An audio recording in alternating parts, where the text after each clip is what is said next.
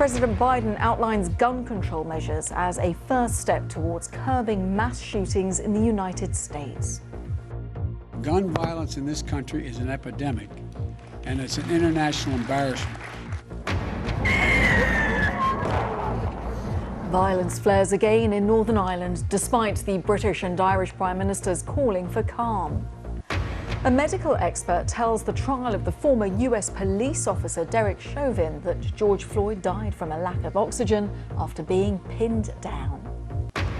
And is the idyllic underwater world about to be wrecked by deep-sea mining? A warning from environmental campaigners. The United States has imposed sanctions on Myanmar's state-run gem company, a key source of income for the country's military.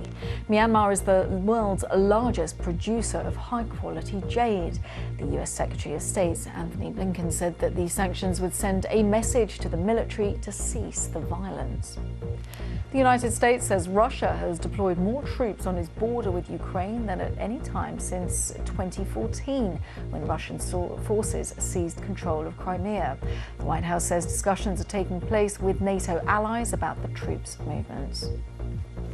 Brazil has registered a new daily record of Covid-19 deaths. 4,249 people died with the virus in the past 24 hours, and Health Ministry has confirmed that 86,500 additional cases. The country has seen more than 13 million cases since the pandemic began.